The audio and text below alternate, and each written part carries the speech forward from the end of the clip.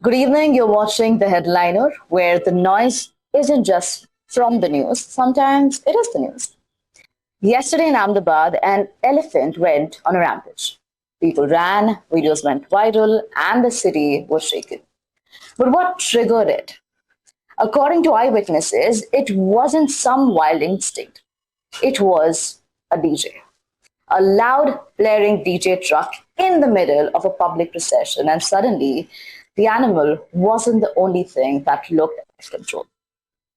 But before we act surprised, let's take a step back because in India, DJs in public spaces with ground shaking speakers and disco lights at noon are not unusual.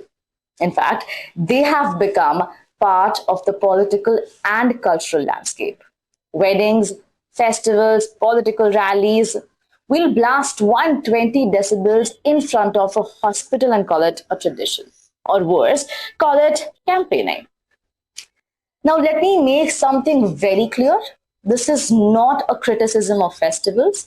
This is not a statement against Rath Yatra or any other sacred celebration that holds deep meaning for communities across this country. These festivals are about devotion, faith, culture, and unity.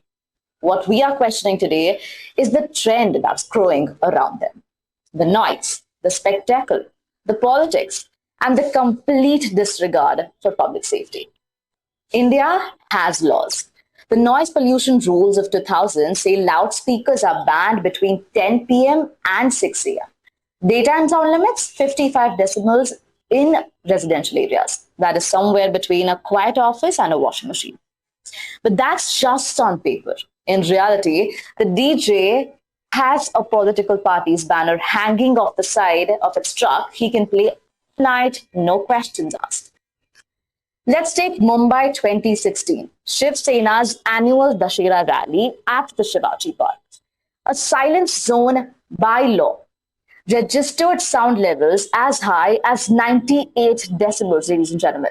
That's nearly double the legal limit, right next to hospitals and schools. Activists documented it, went to court. The Bombay High Court actually issued contempt notices.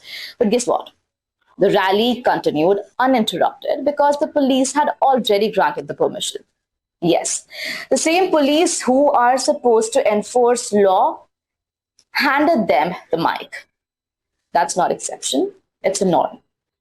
In Delhi last year, in fact, over 43,000 noise complaints were filed. More than 80% of them involved loudspeakers or DJ setups. And yet, how many actual arrests? How many actual fines? How many examples made to show this law still means something? The answer is what we always hear: silence.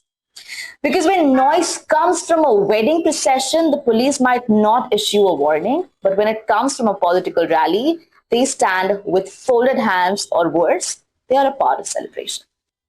Even in Ahmedabad, Vadodara, citizens report DJs playing late into the night, processions blocking roads, and police showing up only to say, we have spoken to them. Then they leave, and the music starts again. The unwritten rule is very clear. If there is a politician present, the law is absent. When complaints do not reach the courts, when citizens push them hard enough, you'll see the pollution control boards suddenly conducting noise surveys and promising to install decibel meters. But these are band-aids on a wound that's been bleeding for years, guys. The truth isn't just the negligence.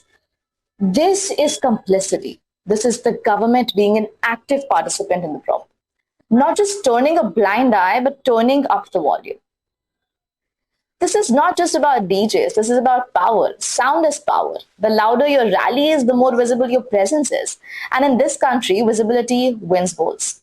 So while the law says one thing, the reality is something else. Politicians use noise to be heard.